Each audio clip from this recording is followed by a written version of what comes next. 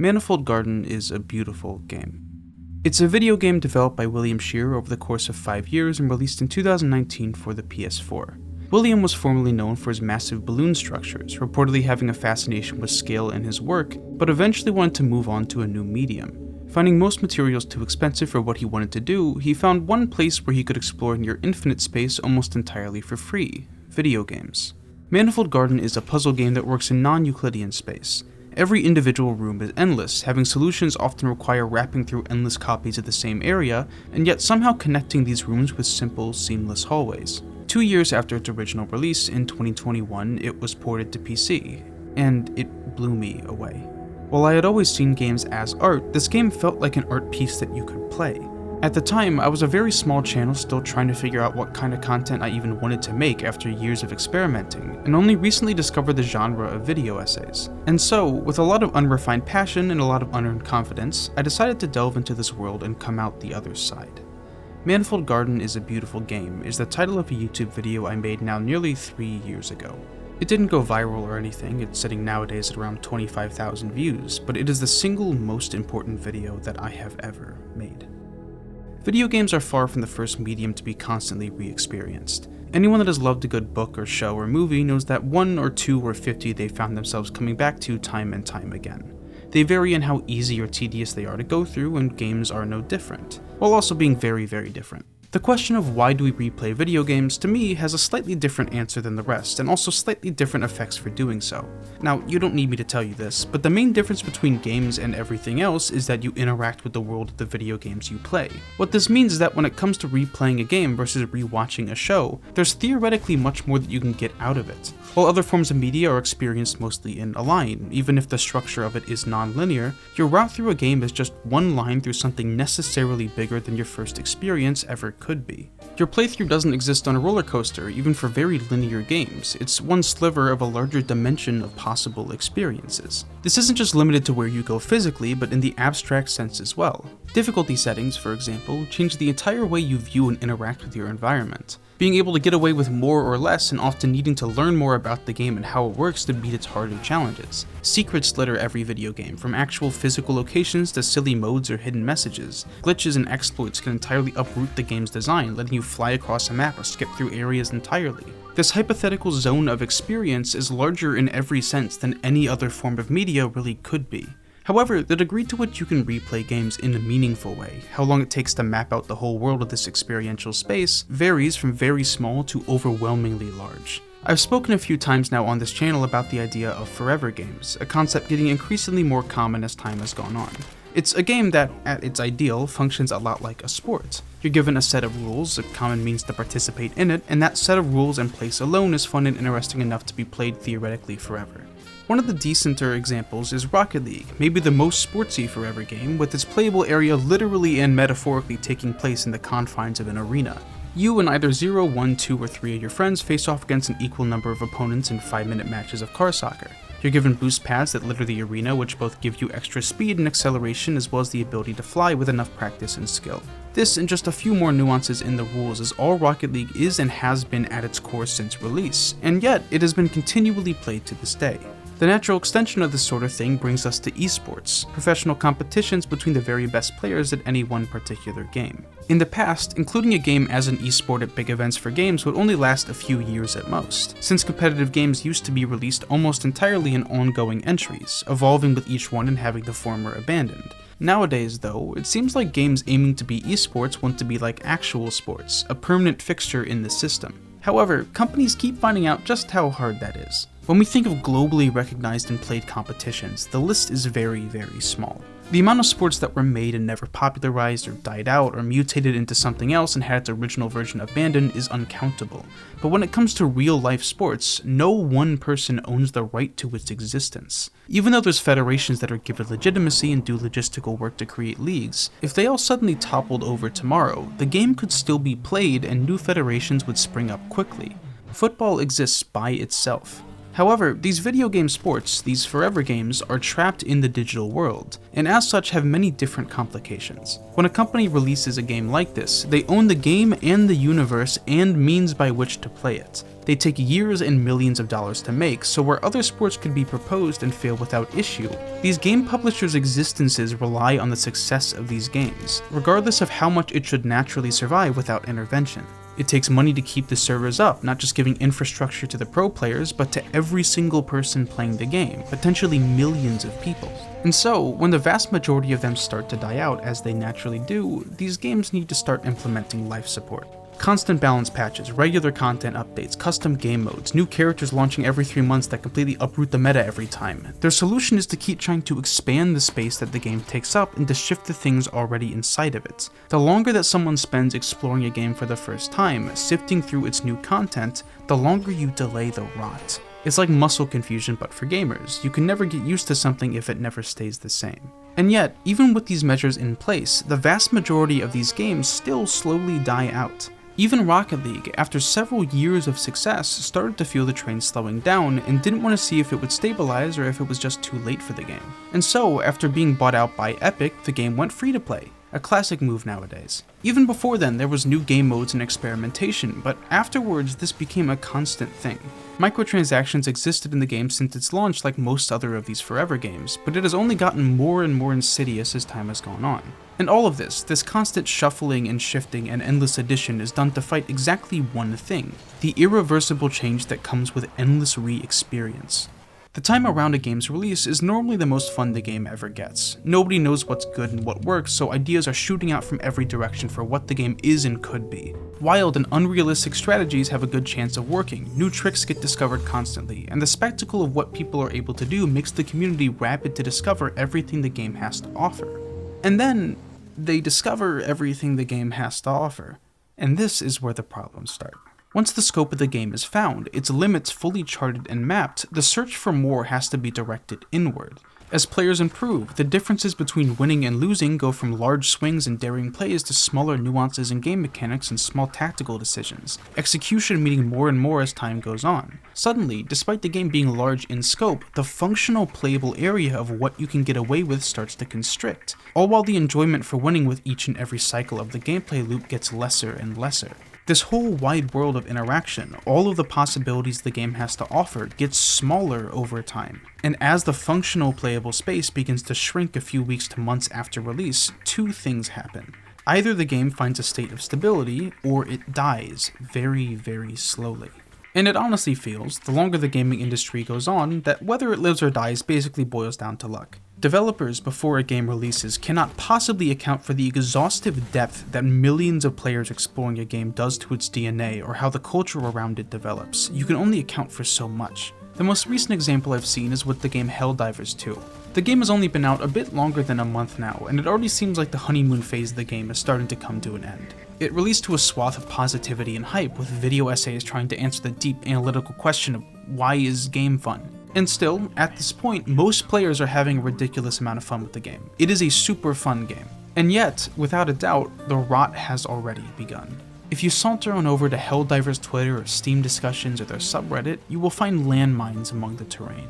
We need to set the standard for 8+ missions. If they are using anything but the right breaker gun, kick. If they have worthless stratagems that are weak, kick. If they don't have either railgun or nade launcher, kick. Not using a shield, kick. We need to set a standard for high-ranking pug play. You can have your silly builds or weak guns on your own or friends' time, but if you're not using these things, you are trolling and should be kicked. This isn't much helped by the whole mini industry on YouTube of meta guides, people who jump in as soon as physically possible to tell anyone and everyone what the best weapons and strategies and ideas and items and vehicles and setups are for every single competitive game in existence. It's becoming more and more common these days to not just start to constrict the functional play area, but to do so intentionally. Once discussion on the game turns more and more meta, focuses on the best stuff and on overarching changes like balance patches and advocating for some things to be nerfed or buffed, the rot has almost certainly begun. Now, this isn't the case with all games. There are games that have fully survived this phase and come out the other side seemingly immortal, but they are few and far between. As for the games that don't survive that phase, they do delay their death by a good few years with consistent content releases, but it's nearly impossible to keep up with how insatiable a gaming community can be. For many of these games, too, they don't start with the intention to become this ever-changing mass. For anywhere from months to years, they might remain the exact same as they were at launch with bug fixes and new cosmetics sold in the store. What that starts to do, over time, is cement the core of this game in the minds of the fanbase. Even if there's calls for more to be added, a large part of the players will always favor the original version of the game. And so, once the developers do go into life-saving measures, all the rapid change inevitably causes cracks right down the lines of these communities. Seeing the backlash, these studios might try to both hold on to the core and continue to add and change, but only end up making both sides unhappy, changing too much for the original fans and not changing enough to keep the newer ones interested. So the type of games that survive are either the ones that get lucky and eventually find stability, keeping a core audience that grows, and the ones that absolutely refuse to have a core. Fortnite, without a doubt, is a brilliant video game. I hate its design, I find it empty and entirely soulless, but the one thing I cannot deny is that if someone likes Fortnite, they will never run out of things to do. Fortnite exceeded in the way that many other forever games failed, which is the willingness to completely change the DNA of your game for the sake of entertainment. There is some vague semblance of a core to Fortnite's game design, and it has held onto its primary game mode this entire time, but Fortnite as a formula can be utterly uprooted and betrayed at any moment so long as it means the train can keep moving. In this way, I actually respect the game a lot. Many games try to do both, stick to its core and adapt to the whims of a dopamine-starved fanbase, but Fortnite utterly sacrificed its integrity straight out the gate. These days, it's less of a video game and more of a video games. It becomes whatever the community wants, to the utter damnation of anyone who enjoys stability. I'm weirdly happy that it exists, I guess. The way Fortnite avoids being explored and then restricted is by never being the same video game on any given day. However, this replayability rot is not at all exclusive to forever games. Put simply, our minds have a tendency to absorb whatever world we're in. We call this immersion, and it's not just something that happens with 3D, realistic graphics, story-based games. Any game, from 3D to 2D to top-down, absorbs us into it, serving as a little world we're exploring through. With our adaptable minds, it seems like we can treat any world as if it was our own for a while. And so, what happens if we could reset our world as many times as we wished? Or, to put it more broadly, what would happen if there was no consequence to any of our actions? This idea has been explored many different times and under different contexts, but the thing it concludes is never very optimistic. Undertale, the most video essay-prone game of all time, touches on this through the main villain, Flowey. Undertale is a video game about video games, turning the traditional RPG game structure into defined parts of the game's canonical universe, and that includes the ability to save and reset, seemingly given to one person or thing at any given time. Before you arrived to the underground, that thing was Flowey, a flower injected with determination, a thing that apparently determines this power. And, as we near closer and closer to the end of the game, Flowey's motivation becomes clear. Above anything and everything, he wants to die. Or, at least, he no longer wants to exist in this universe. With the power to save and quit, Flowey was essentially given godlike abilities and used it to save everyone, but then he just woke up at the start of his existence at the end of it. He slowly went through the game over and over, using his lack of consequences to solve everyone's problems, get to know everything, to explore every dialogue tree, to kill everyone, to burn everything.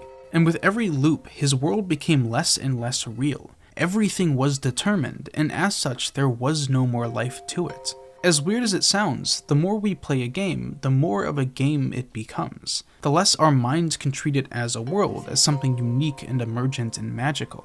Platforms become assets, jumps a matter of acceleration and base speed and hitbox collision, attacks measured in frames, weighed in quality by start and end lag, defined combos, known routes, exploits, repeatable ways to reliably break the limits of this world in front of you. No place that's real is so easy to define, so mappable, so figured out. Code is code, and some of these characters, to their horror, come to know that fact. In Undertale, we have the privilege of not actually living in that universe. Flowey does not. None of these characters do. And yet, still, to us, once we've drained the life out of these worlds, explored every angle, absorbed every fact, it's nearly impossible to get that enjoyment back. We all have those games we return to in cycles, games we played an exhaustive amount for months or years, coming back to not to play the game so much as to relive memories, reignite the neurons that first absorbed this world, now deeply strengthened by the pure exhaustive knowledge you have of it. However, it never lasts very long. You peruse the game like a museum of the past, and then leave, waiting for when you can do it all again. My greatest fascination in all of this are single-use video games, ones that for one reason or another are best experienced only once and have essentially zero value for any following playthroughs. There's a few different reasons as to why a game might be best experienced once, but the most straightforward examples to me are puzzle games. To be clear, I'm not talking about puzzle plus some other genre, just straightforward puzzles to play through. Puzzle games are part of a genre I like to call knowledge-based video games. Games where the primary thing limiting you from progressing is a lack of knowledge, and where the way you progress is by gaining it. The only thing stopping you from immediately solving a puzzle is not knowing how to do it, so if you've already learned how to solve every single puzzle in the game, you have no real reason to play it. Now, many game developers aren't stupid, so they've been finding ways around this for years. Mosalina is a randomly generated puzzle game. You're given a random set of powers and a random set of levels and told to try and find a solution. It's not even always possible to do, or taking inhuman precision in a relatively imprecise game, but this uncertainty adds some special feeling to the act of actually solving a level set. Instead of conquering a Rubik's Cube, you conquered a jungle, some unfair, untamed beast. Adjusting in their own way, many purely puzzle games have decided to commit almost entirely towards enthusiasts, making their puzzles either absurdly difficult or so open that any number of esoteric options could be the solution, even having new solutions on future playthroughs. In terms of simplistic puzzles, shitty mobile games have taken over the industry, with the simple solution of making so many puzzles that nobody in their right mind could ever finish them, making more and more continuously and forever. And yet, still, there are those games that are consumer grade, not extensively long, and irreversibly changed in our minds once finished. Not even forgetting over time truly changes much. I returned recently to Portal 1 for a quick playthrough, and even though it had been years since the last playthrough and I remembered essentially nothing, the problem solving came from trying to recall solutions instead of figuring them out, remembering what worked instead of figuring out how it worked. Taking these bits of ideas, the general concepts of how the game works I've built from my first playthrough, even just the knowledge that I've beaten this game before and know I can do it again, changed the chemistry of how I played Portal. It was me exploring chambers and reliving past memories, not really playing a puzzle game. However, with the proliferation that came with the internet age, with the widespread growth of consumer-grade tools and exchange of information on game development, the power was given to small teams or even single people to create any games they wished. One undercurrent in the topic of replayability in games is the idea of being cost-effective. If it costs $10 and you get 30 hours of gameplay out of it, or $60 for potentially hundreds, or a game that can be played forever entirely for free with microtransactions. That offer is being made with the assumption of video games as a commodity. However, more and more these days, there are people that just make video games to make them. Most of these games, from the perspective of a consumer and even a player, kinda suck, but some are simply made to be one single, short, whole experience. Game Jam games are the most ubiquitous example of this. Developers are given a theme or idea and a time limit and need to produce one entire game before the time runs out. As a format, these developers understand the role their singular game is, a sort of sampling of an idea. People exploring a game jam will dip their toes into any game that catches their interest, but really no further than that. Each game is simply one of many, and it's designed with that in mind. There are many games, too, that serve as small additions to the universes of actual commercial releases by the developers themselves. One of the most recent examples is Celeste 64, a game released to itch.io entirely for free by Maddie Makes Games, the developers of Celeste, which turns all of the mechanics of the original game into a short 3D experience surprisingly well. The any percent speedrun for this game is 15 seconds long, with the 100% category amounting to a bit under 8 minutes. Compared to the monolithic challenges and expansive content of the original, this game was meant as a fun little getaway, a celebration for the 6th anniversary of Celeste. Landfall, the studio behind Totally Accurate Battle Simulator, has some of the most iconic examples of gag games. Starting from 2016 onwards, every year on April 1st, they release some sort of experience to the general public. Sometimes a game, sometimes something else. Their first gag game was Super Truck, a mix between their own game Cluster Truck and Super Hot, having time only move when you move in the game. Getting more ambitious the next year, they released Totally Accurate Battle Zombie later, a zombie survival game with no specific objectives, having you travel around the world attempting to find artifacts and otherwise explore. This game in particular is near and dear to my heart, and I've considered making a video on it to document it as the game is no longer available to purchase through Steam. However, its contents are pretty meager and is something I only go back to for its very specific vibe. The next year, 2018, came Totally Accurate Battlegrounds, a game they originally made in 2 weeks as a parody of the Battle Royale trend, until they realized that Battle Royales are in fact profitable and started genuinely working to make the game a real thing.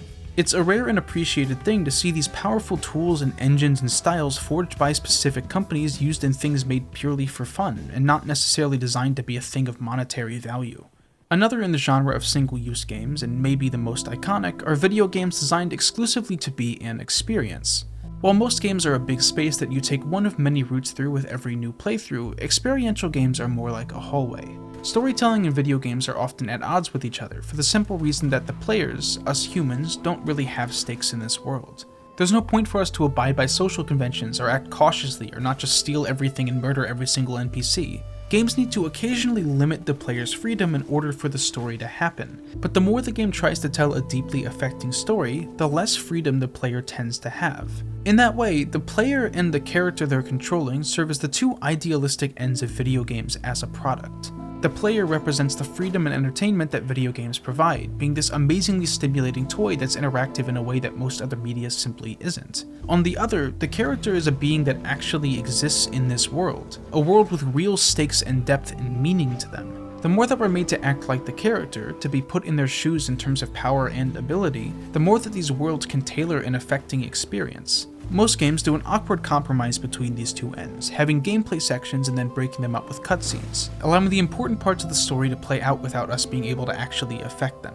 In that way, they're able to control the pacing and tone of the story without sacrificing the player's freedom. However, it also serves to de-emphasize the importance of the story itself. One of the most common complaints in games is when cutscenes are unskippable, when the story is made irrefutably important. Because, as much as we may like these stories, our playthroughs will always have some subtle differences. The cutscenes never change.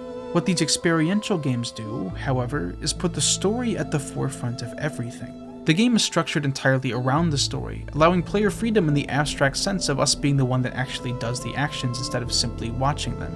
It lets us interface with the world in a way unlike any other media, but makes the game much harder to ever replay. It lacks both the convenience of a movie or show and the entertainment value of a more video game.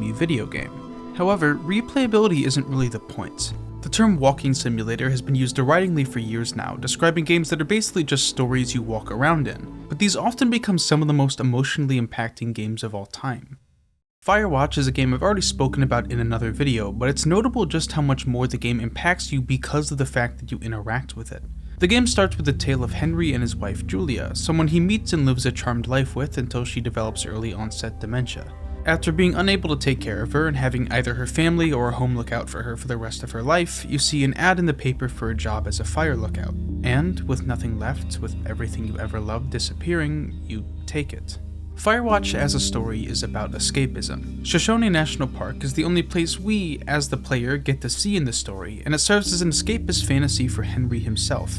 The plot of the game is largely conspiratorial, defined through routine and normalcy being broken up by moments of deep suspicion and intrigue. The story does eventually speed up, but the first part of the game is the most interesting to me by far. For a large portion of it, the gameplay is just the life of a lookout, inspecting various locations and talking to Delilah, another lookout that's been there longer than you have.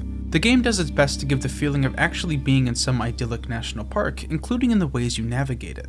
Firewatch doesn't hold your hand with waypoints or other UI to direct you to the next narrative location. Arguably, the gameplay loop of Firewatch is navigation, coming to know your little section of Shoshone with each new task Delilah sets you out to do. We come to learn about its history, the lookouts before you, little tidbits about each and every named location.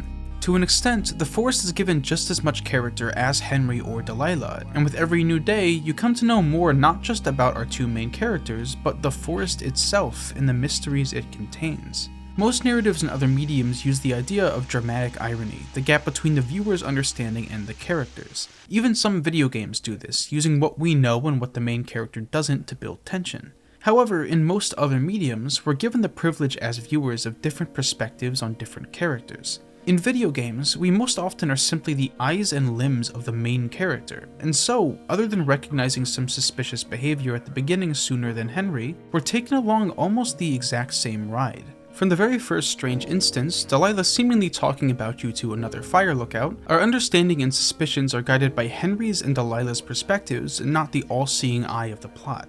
We are taken revelation after revelation through a roller coaster ride of discoveries, being a part of it ourselves instead of as an outside observer. Finding some partying girls you found near the beginning of the game seemingly missing, finding audio logs of you and Delilah's conversations, breaking into a government site that seems to be tracking you. You get the axe to break in, you find a wave receiver, you sneak out only to find the campsite on fire. You and Henry are in the same position, stuck in this mass expanse of intrigue and danger. As our fabric of reality becomes unstable, so too does the forest. Both Henry and Delilah are convinced that something is after them, something seemingly much greater than themselves. Around 1/3 into the game's playtime, we're introduced to a forest fire in the middle of the night. I'm gonna call it in. They'll send in a hotshot crew for some suppression, but I bet we'll be stuck with her for the rest of the summer. This fire sticks along for the rest of the entire game, happening before all of the biggest, craziest twists and continuing to grow with each passing day. Measures are made to suppress it, to delay it, but it never quite goes away, and only continues to grow and grow through the final days of the game. Just like your paranoia, just like Henry's former life, just like in Julia's mind, this fire is all-consuming. Firewatch, the game, is burning to the ground. We come to realize that this paranoia, this grand conspiracy, was nothing more than the past lookout at your location, a war veteran with PTSD trying to cover up his son's accidental death. Through all of this paranoia we've inflicted on ourselves, that Henry has inflicted on himself, what we've been left with is an escapist world that's corrupted. We were given the life of this forest, only for it to be burned all away. And the impact of this story comes largely through the fact that we're the ones living in it, just like Henry. Through exploring its depths, wandering around on your own, charting it out and learning its routes, its cliffs, its marked locations, Shoshone becomes real to you. It's a place with character, with history, stretching back much further than you and Henry have even been alive. Every moment of your charmed life with Julia was a moment shared by this expanse of trees and rocks and water and life. The ground changed with every footstep made, human science built and placed only to be stolen and built again, memories made and words exchanged and life and death all mixing into cycles. Nothing besides reality itself could feel more real than a world like this. No media could cast such an explorable, chartable place. Viewable from every angle, filled with man-made routes and ecosystems, all burning to the ground as you leave. Or, if you want, choosing to stay behind. Shoshone was a game in some way to both Henry and us, a place separate from the real world, isolated in our minds, but brought to an absolute reality right in front of our eyes. An entire mini-universe burning away in front of us. There is no real reason to replay Firewatch. To wind the world's clock back and play it again would be to make this experience less real, to cheapen it at its core. You could find some more secrets, find out what each dialogue answer gives, but nothing would be gained. Firewatch at its base price on Steam is $20. Its runtime is not very long. It will not stimulate you for hundreds of hours, and yet it will stick with you for tens of thousands. To me, it has been far more memorable than nearly any game I have ever played. In the search for infinite enjoyment, we miss one very basic principle, that more is not all. If a game gives you one single route to travel through, it can bring you through twisting, unfamiliar hallways, to a place that you will never soon forget.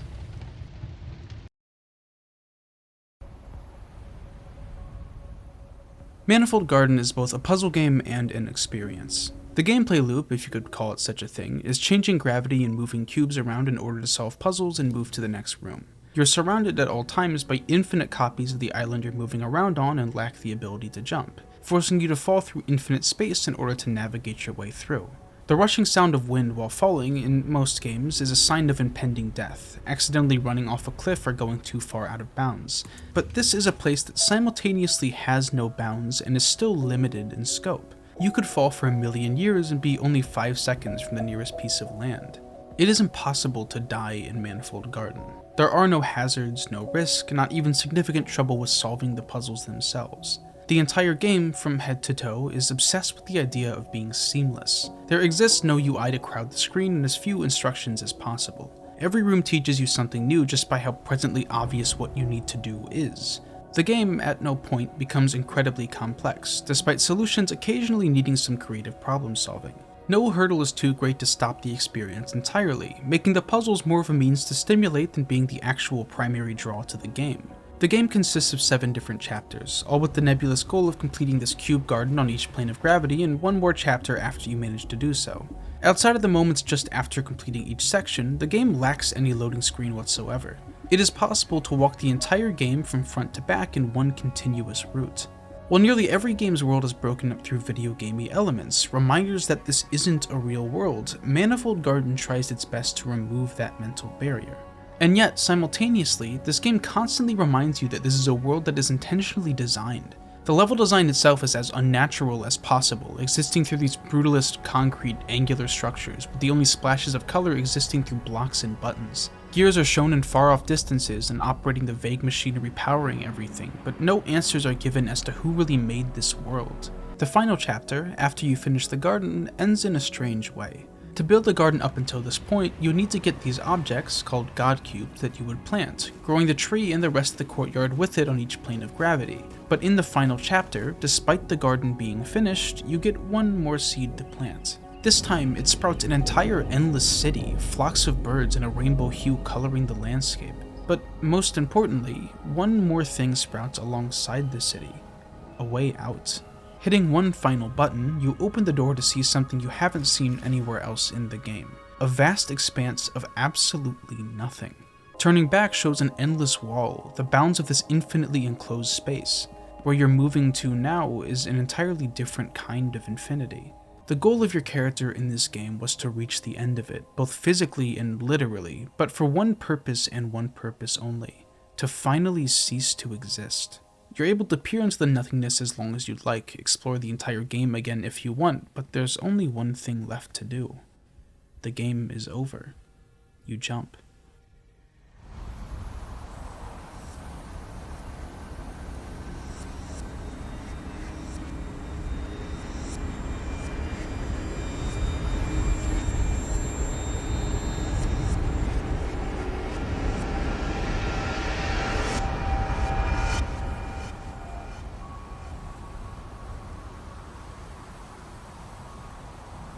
What you're met with, eventually, is an all-consuming blackness, and then...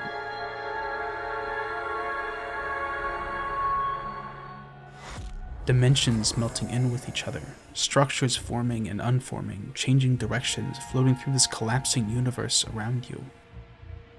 You're overtaken by light and eventually escape this dimensional bubble entirely, viewing it from the outside. It slowly sheds its dimensions away, from infinite to many, to 4, to 3, to 2, to 1, and finally slipping into non-existence entirely. The first time I saw this ending, I was completely and utterly mesmerized. The second time, this ending is absolutely emotionally impactful, but like most games, that impact is the result of a building tension and stakes that is finally delivered at the very end of a story. Replaying games, in most cases, still delivers a solid emotional punch since our brains don't remember literally everything, but Manifold Garden is a bit different. See, when your job is to give a comprehensive analysis of a game like this, to turn it into a product yourself, you need to replay it, many, many times. However, when I dove into the world of Manifold Garden a second and third and fourth and fifth time, I was surprised to find basically nothing. The game, as you might expect, has no voiceover or text or anything to give a story, but there is some sparing context given to the game. One source of context comes to us through the soundtrack, and specifically its song names. Rather than pertaining to the game itself and whatever aesthetics it may have, nearly every song has to do with the idea of creation in multiple different contexts. Indra's Net and Estrella refer to religious ideas or beings. Bloom, ray marching, and refraction refer to concepts in 3D modeling in video games. Ideas like petrichor, sky and water, and the arboretum give imagery of nature, the creation of our own world and our own universe. Some songs refer to other works like House of Leaves, a mind-bending book series using non-Euclidean space, and tetronymos, things actually used in the game, but notably also literal building blocks, means to create structures of all different kinds. With every recurring playthrough I had of the game, inspecting everything I could for ideas, it only became clearer to me how intentionally barren Manifold Garden is. Everything felt simultaneously designed to suck you in, but also to give you nothing to dig into. Even the gears, these monolithic indications of something more, immediately become nothing but flimsy assets the moment they were re-examined. It feels less like a reminder that something in this world created the game, just a reminder that something created this game. There is no main character in Manifold Garden. They have no motivation, no way to express themselves, and so the only logical idea is that the main character is simply you. You're given eyes and a means to explore this world. However, while you're given free reins to go wherever you wish, you have no real freedom given to you. Nothing in this game entertains or stimulates you other than progression, and it makes clear what the reward for winning is. For beating Manifold Garden, you have been given the reward of no longer existing in this universe. The achievement you get for beating the game is named Transcendence, despite the world itself collapsing in front of you.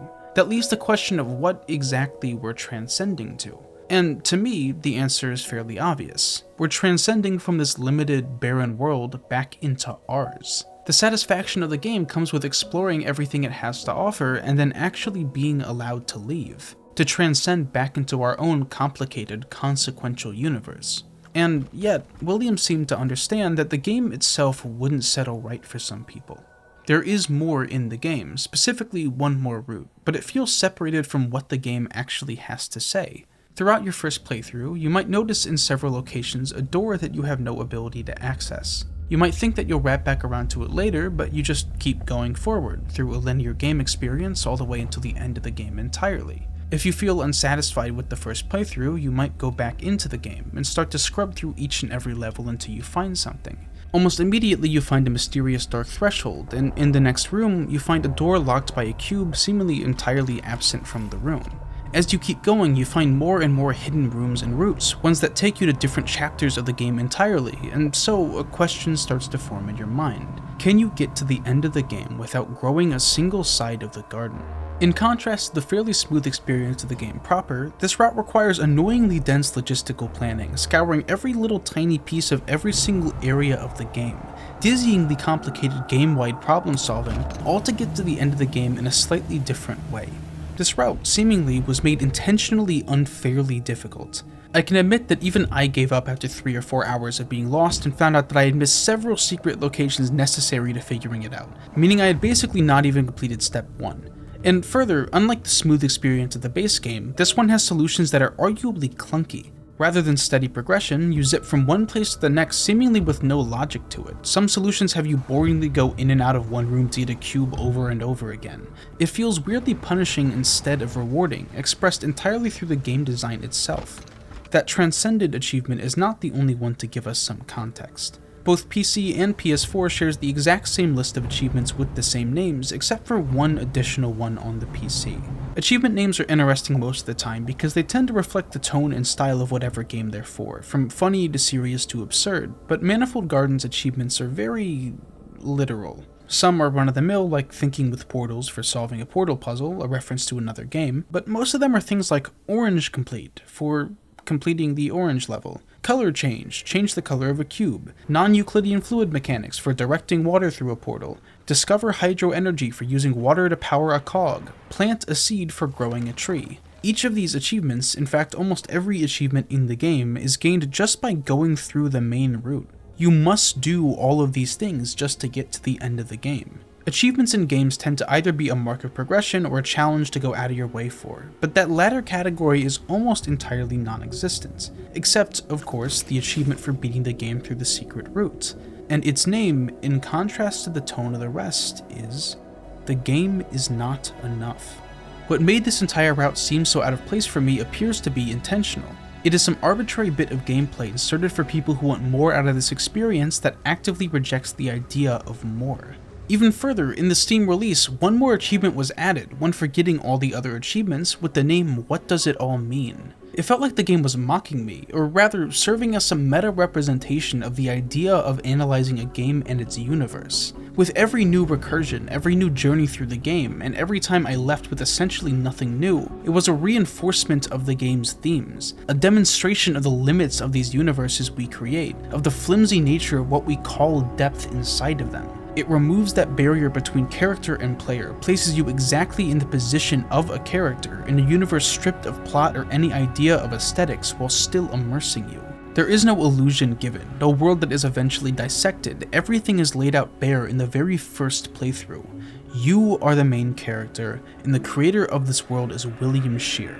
This is an art piece that is both its own world and exists in ours, and by the nature of it, it's a representation of these mini-universes in their entirety, boiling its message down, sifting through the details, leaving it a desert in your mind. A place where your only purpose is to make progress, and a place where your reward is no longer existing inside of it. It's a world made barren before we can turn it that way. I had analyzed many things before, made videos about shows and games I had already squeezed the life from in my mind, some way to translate the passion I used to have, but this was the very first game I made a conscious decision to do it to for the sake of a YouTube video. And the very first thing that happened with that decision was a mirror being reflected on my decision to do so. It was both funny as shit and a cautious lesson for the future. Nowadays, I know that when I choose to analyze a video game, I'm in some way sacrificing it. I'm sucking the life from it, turning it into a corpse I can properly dissect and then showcase. I'm giving words to the ghost of my former passion, translating my old feelings into words in the present, immersing the viewer in a world I can no longer access. I take all those ideas and feelings and collapse them, tailor them down to something roughly 15 to 30 minutes long, something nice and digestible. I'm taking the massive pool of ideas and theories, the abstract space constructing my entire understanding of these games, full of potential lines and possibilities, and turning them into one script, one set of words and ideas. When I cover a game I used to obsess over, I'm choosing to make a burial site. PlayerUnknown's Battlegrounds, Five Nights at Freddy's, Super Mario Galaxy, Firewatch, Halo Reach, monuments to my past, to my former self, thousands of memories and feelings and ideas compressed into a headstone. I revisit these games to understand why I loved them, to learn and to share it with others, and then to finally leave them behind. I feel a sense of grief when I cover anything I hold dear, because I know that my feelings will no longer be mine once it's finally done. They're yours now. It's nice in spirit to make so many more people than me passionate about something I love, but I'm not you and you are not me. In place of my feelings, I have a video. A statue that attempts to translate my passion to anyone but myself. This statue has 25,000 views. I got the game's custom font from the creator, interviewed its composer, and talked about its themes for about 19 minutes. It's not very good. And that is what's left of my passion. Manifold Garden is a beautiful game. I hope that you'll agree. I hope you enjoyed the video. If you did enjoy the video and want to see more from me in the future, I suggest subscribing. If you want to support me even more than that, I have a Patreon. It only pays out when I actually release a video, and there are monthly limits to ensure that you don't overspend. If you only wanted to pay out once each month, you can do that. You get a role on my Discord server, can run ad block on all my videos without any shame, and, most importantly, see your name at the end of my videos. Speaking of which, the higher tier donors also get their names shouted out, and so I'll do that now. Special shoutouts to my higher tier donors: Jared Chode, Wallace de Morinville, Zimborg, Arkanatlan, Brody Larson, Dankley Voidley, Edmund Dong, Grinkle Stinkle, MF Bitchboy, Beagle, Bestest Patron, Brian Jackson, Connor, Fake Milk, Florian, Hayes Wheelock, Jacob Falk, Jocelyn, Maiden Batter, No Joke, Peter Healy, Ribbonaster, Ro Ramden, Robin Michael Becker. I got his name right first try this time. Rudy Sherbring, Solify Heart, Ted H, Thomas Scott, Tim the Cringe, and Undersea Rex EVT. Oh, and what's your bench judge? Dude, I have noodle arms. I do basically nothing but leg exercises. That all being said, thank you for watching and have a fantastic day.